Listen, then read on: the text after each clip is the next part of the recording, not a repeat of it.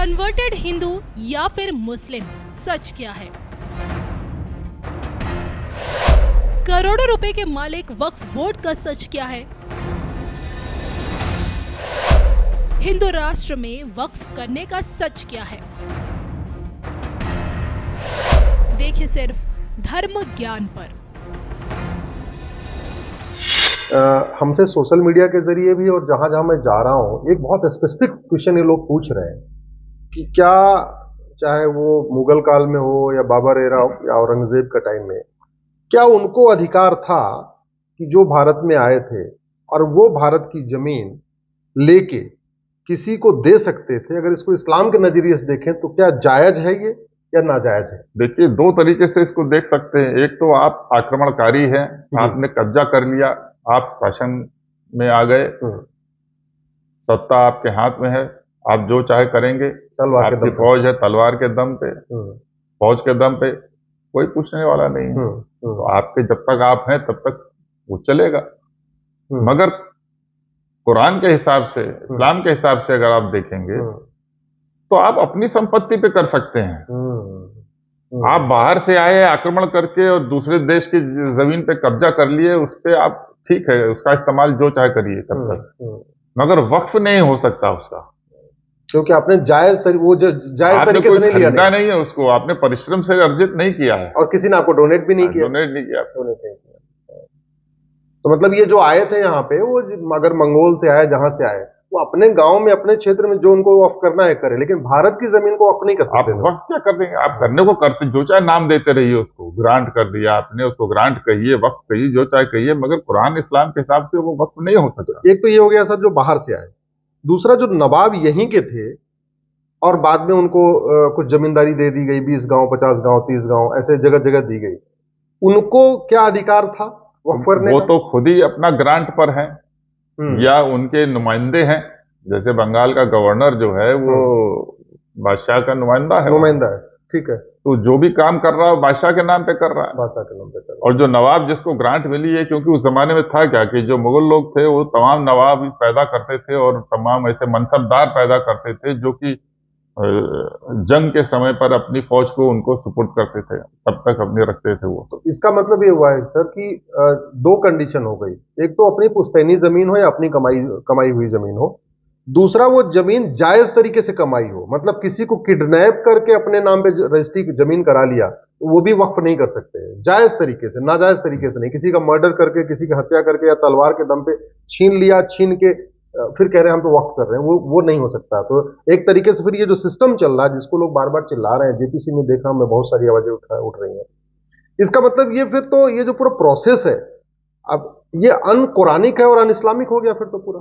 अन Islamic है, अनकुरानिक है और अनैतिक है, अनजस्ट है, इमोरल है, अनजस्ट है। आप का संविधान कहता है justice, social, economic and political preamble में। हाँ, भारत का संविधान कहता है, ठीक बात है। इक्वालिटी, हाँ, लिबर्टी, फ्रेटर्निटी की बात करता है। हाँ।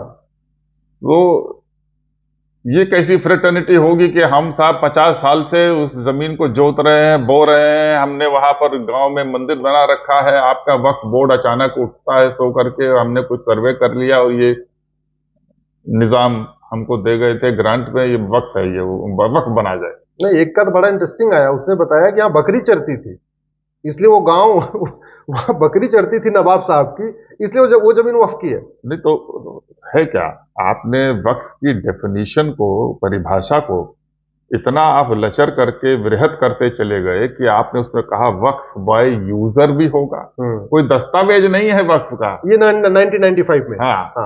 नहीं 95 नहीं, पहले भी waqf by user, waqf by oral, तो दस्तावेज की भी जरूरत नहीं है। अरे भाई, कोई आप जहांगीर का उसका कागज दिखाने की जरूरत थोड़ी है। आज तो शाहजहां का मकबरा है, वहां ताजमहल के अंदर आप कहिए वक्फ है, वो भी एक लड़ाई, ये वक्फ की संपत्ति है। आपके हिसाब से क्या है सर? मान लीजिए जहां मकबरा बना हुआ है या कुछ उनका पक्का कब्रिस्तान बना हुआ है, वो वक्फ मान सकते हैं उसको? नहीं, मानने की बात तो ये है कि वो अब तो बोर्ड के हाथ में है ना, और इस्लाम के हिसाब से जो उनकी समझ है उससे वो तय करेंगे। नहीं, मगर हमारा कहना ये है कि ये आपने इतना बृहत और लचर कर दिया है कि जहां मन करे उंगली हाँ रख दे कि वही। वक्फ बाय यूजर है। आप कहिए ये तो इस वक्त के तौर पे हम इसको चूंकि गरीबों को दान करते आ रहे हैं यहाँ की आमदनी को हम्म 50 साल से, तो ये वक्फ बाय यूजर हो गया। ये क्या वक्फ बाय यूजर हो गया? क्योंकि किसी को डेडिकेट करना पड़ चाहिए ना। वो डेडिकेशन इससे थोड़ी होगा कि हमारी संपत्ति को इस्तेमाल किया जा रहा है कि हम चले गए, हमारा ये मकान है, इस मकान को अस्पताल आंख का खोल दिया गया, लोगों को फायदा मिल रहा है, तो ये वक्फ हो गया। तो वक्फ बाय यूजर ओरल जिसका कोई प्रमाण नहीं है। यहाँ कौन है हिंदू और मुसलमान जो उस समय का है जो बताएगा कि वक्फ उन्होंने किया था कि नहीं किया था? एक सर अभी मैंने देखा बयान एक हैदराबाद और यही नहीं, माफ कीजिएगा, यही नहीं, अब उन्होंने 95 के एक्ट में अब आप देखिए और एक्सपेंड कर दिया।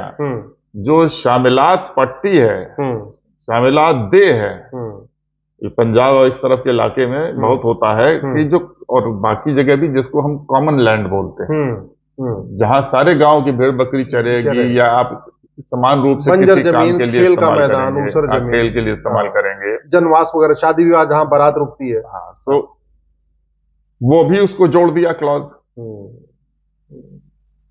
तो वो भी चला गया बाहर। और हम भुगत क्या रहे हैं? तो पता चला कि वो म्यूनिसिपैलिटी की जमीन है, अदालत की जमीन है। और दिल्ली में तो 70% दिल्ली वक्फ है फिर। मतलब ये, अब इसका माने क्या है कि हमारी संपत्ति कल को आप कहिए जोरबाग जो है वो वक्फ है। उधर करबला है, इधर टूम है सफदरजंग की, इधर टूम है लोधी की, तो ये पूरा वक्फ हो गया, पूरा वक्त हो गया। तो हम लोग जो संपत्ति अर्जित किए हैं अपनी, हम सब जो है जो वक्फ बोर्ड के पास जाएं और मतलब पूरा लोधी रोड, बाबर रोड, हुमायूं मतलब रोड, तुगलक रोड, ये तो मतलब एकदम ही अनजस्ट।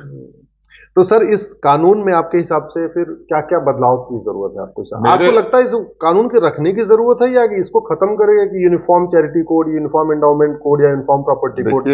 अगर आप uniform code, religious and charitable endowment trust act बना करके सारे चाहे किसी धर्म के हों सबके लिए कॉमन, वो तो बेस्ट है, बेस्ट है। पर मेरा कहना यह है कि आप अलग अलग कानून भी रखना चाहते हैं, कोई बात नहीं है, मगर वो मूल रूप से और सब्सटैंशियली अधिकाधिक समानता होनी चाहिए उसमें। इस प्रकार की एक धर्म या पंथ के जो वक्फ हैं, उनको ट्रस्ट हैं, उनको तो इस प्रकार से मान्यता है, और दूसरी तरफ जो तमाम तमिलनाडु और कर्नाटका ने हिंदू एंडाउमेंट एक्ट बना रखे हैं, उसमें टेम्पल में करे क्या है, सब कलेक्टर, कमिश्नर, डिप्टी कमिश्नर और सब है वही अर्चिका बनाएंगे, और यानी जरा देखिए दोनों का, ये आर्टिकल 14 है, ये इक्वालिटी है, फ्रेटर्निटी है। ये एक तरफ तो मतलब आप जहां उंगली रख दें तो वक्फ है, लेकिन उनकी मजहब के आधार पर बनाएंगे सर, तो जो मेरे मन में एक सवाल है, फिर तो हिंदू के लिए हिंदू बोर्ड, हिंदू ट्रिब्यूनल होना चाहिए, जैन के लिए जैन बोर्ड, जैन ट्रिब्यूनल होना चाहिए, बहाई के लिए बहाई बोर्ड, बहाई ट्रिब्यूनल, फिर तो सिख के लिए अपना बोर्ड ट्रिब्यूनल, जैन बौद्ध के लिए अपना बोर्ड ट्रिब्यूनल। ठीक बात है, कितने बोर्ड कितने ट्रिब्यूनल बने? आपकी बात ठीक है, कितने बोर्ड बनाएंगे ये तो एक व्यवहारिक बात है ना। तो मैंने कहा कि एक बने, सबसे यूनिफॉर्म बने, यूनिफॉर्म चैरिटी कोड एक हो, सबके लिए सबसे बेहतर है। पर आप अलग भी बना रहे हैं तो कानून एक से होने चाहिए, कानून एक स्तर पे होने चाहिए।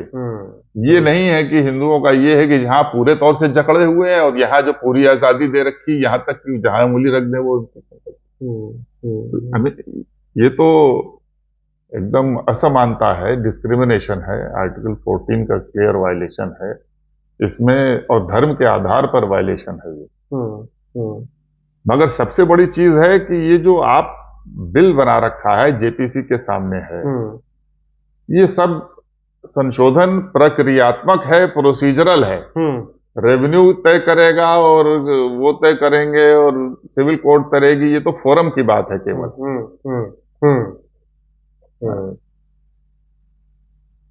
जब तक वक्फ की डेफिनेशन पर आप नहीं संशोधन करते हैं, असली समस्या वहां है।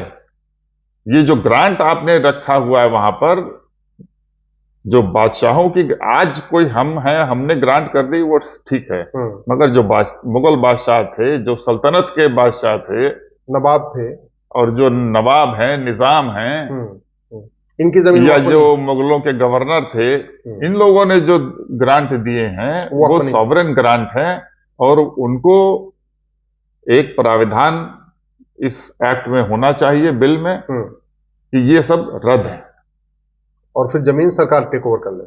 सॉवरेन का ग्रांट है, सॉवरेन ने ग्रांट वापस ले लिया, और ये हम नहीं कह रहे, ये देखिए ये जजमेंट है, ये जस्टिस हेमंत गुप्ता और जस्टिस वी रामा सुब्रमण्यम 7 फरवरी 2022 का, 2016 का, हाँ 2016 का है, देखा मैंने 2016 का है, 2016 की पिटीशन है, हाँ अच्छा पिटीशन 2016 की, जी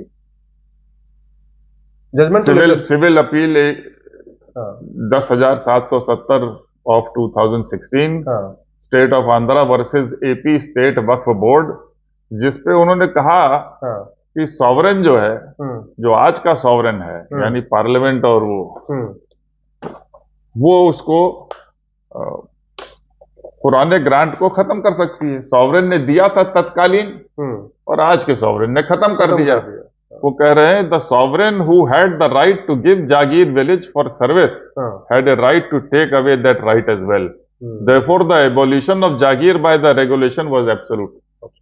उन्होंने कानून को कहा ठीक है, तो ये काम हो सकता है, हम क्यों कर रहे हैं? हाँ भाई, हम सड़कों के नाम बदलना चाहते हैं, औरंगजेब का, अकबर का, सबका क्या फायदा? जो असली चीज तो ये है जो उनके नाम पर यहाँ चली जा रही है, जिसको कि वक्त का कवर दे दिया गया है, उसको समाप्त करिए। सड़कें से अकेले क्या होगा? सड़क कर दिया, अच्छा किया। तो मुगलों का जो आक्रमणकारी थे, उनके तो जो भी नामो निशान जहां भी खत्म किया जा सकता है, समाप्त होना चाहिए। और खास तौर से ये जो जमीनें दी गई, ये उनके ग्रांट आज ये मुसलमानों के खिलाफ नहीं है, जो बात हम कह रहे हैं, क्योंकि आज का मुसलमान जो उसकी संपत्ति है वो उसको दान करे, वक्फ बनाए, ट्रस्ट बनाए, जैसे चाहे करे, वक्फ औलाद बना दे, कोई दिक्कत नहीं है। हम मगर ये यहां पर जब तक आप नहीं इसको ठीक करेंगे, कोई फर्क नहीं पड़ेगा। आप सिविल कोर्ट को दे दीजिए, वहां दे दीजिए, 40 साल लगेगा मुकदमा तय करने में, और हम अपनी संपत्ति का मुकदमा लड़ते रहेंगे अपने जीवन काल में। इसका मतलब ये जो डीएम को पावर दे दिया उसको इन्वेस्टिगेशन करने की, और ये वो तब तक सक्सेस नहीं हो सकती, तब तक उसका फ्रूटफुल रिजल्ट नहीं आएगा, जब तक पहले वह वक्त डिफाइन नहीं होगा, वक्त की डेफिनेशन को। दूसरा, जो मुगलों, बादशाहों या नवाबों या निजामों की जमीन थी, उसको सरकार उसको टेक ओवर करके अपने काम में नहीं लेती, या जो ग्रांट को रद्द करे, और जो कॉमन लैंड शामिल किया 1995 में, उसको वापस खत्म करे। एक सवाल सर ये बनता है कि भारत में है तो ट्रिब्यूनल बहुत सारे, लेकिन मजहब के आधार पर एक ही ट्रिब्यूनल है। भाई, आपका जीएसटी ट्रिब्यूनल है, एनजीटी है, आपका इनकम टैक्स, वो तो ठीक है, वो सिविल कोर्ट को दे रहे हैं, अच्छा कर रहे हैं, कोई दिक्कत नहीं है। अच्छा, ठीक है। भाई, अगर कॉमन एक्ट सरकार बनाती है इसका रिलीजियस एंड चैरिटेबल का, जी, तो कॉमन ट्राइब्यूनल हो जाएगी। और नहीं भी आप कर रहे हैं तो आपने सिविल कोर्ट को कर दिया, ठीक है, पर उससे होगा क्या? वो उंगलियां रखते रहेंगे और हम लड़ते रहेंगे कि साहब ये वक्त नहीं है, बोझा हमारे ऊपर दिखाने का कि ये वक्त नहीं है। चलिए सर, इसकी लड़ाई हम लोग तो कोर्ट में लड़ी रहे, आशा करते हैं कि पार्लियामेंट में जेपी से कुछ अच्छा निकलेगा। तो कुल मिला के सर का ये कहना है, ये वर्तमान जो व्यवस्था है अनकॉन्स्टिट्यूशनल है, अन इस्लामिक है, अन कुरानिक है। मुगलों को, निजामों को, बादशाहों को, उनके नवाबों को वक्फ का अधिकार नहीं था, क्योंकि ये जमीन भारत के लोगों की थी, और भारत के लोगों ने उनको दान नहीं किया था, भारत के लोगों से उन्होंने तलवार के दम पे छीना था। वक्फ वो जमीन की जाती है जो अपनी पुश्तैनी जमीन हो, या खुद अपनी मेहनत की कमाई से लिया हो। किसी का मर्डर करके, किसी जबरदस्ती कब्जा करके जो हथियाई गई जमीन है, वो भी वक्फ नहीं हो सकती है। तो अल्टीमेटली ये व्यवस्था ठीक नहीं है। हम लोग कोशिश करेंगे अपनी बात जेपीसी में भी रखने के लिए, हम लोग कोशिश करेंगे चिट्ठी लिखने के लिए भी सबको, और अगर हमें अवसर मिला तो हम अपनी बात जेपीसी में भी जाके कहेंगे। सर ने हमको ये भी कहा है कि जो हमारी पीआईएल चल रही है वक्फ बोर्ड की, वो सर बहस भी करेंगे, ये भी आपने वादा कर दिया है। तो फिर किसी मुद्दे पे सर से चर्चा करेंगे। आप इस वीडियो को शेयर जरूर करिएगा, ट्विटर पे, इंस्टाग्राम पे, फेसबुक पे, हर चैनल पे, जहां से वहां शेयर करिएगा, क्योंकि आज जो बातें सर ने हमें बताई है, इनफैक्ट इस पे मुझे लगता है कि अच्छे जो नेता, अभिनेता, लेखक, बुद्धिजीवी, पत्रकार, कलमकार हैं, शायद वो भी इस गहराई को समझ नहीं पा रहे हैं। बहुत ऊपर ऊपर सतही बहस हो रही है, इस गहराई के साथ वक्त के ऊपर कभी चर्चा नहीं हुई है। इसलिए इस वीडियो को अगर आप जानते हैं किसी सांसद, विधायक, मंत्री को, उनको फॉरवर्ड करिए। किसी आप पत्रकार, कलमकार को जानते हैं, उनको फॉरवर्ड करिए। जहां कि अगर आप किसी माननीय जज साहब को जानते हैं, इस वीडियो को उनको जरूर फॉरवर्ड करिएगा। सब लोग एक बार देखें, सुने और फिर जो आगे होगा फैसला होगा। बहुत बहुत धन्यवाद, बहुत बहुत आभार सर, आपने इतना अवसर दिया, आपका मैंने बहुमूल्य समय लिया। बहुत बहुत आभार।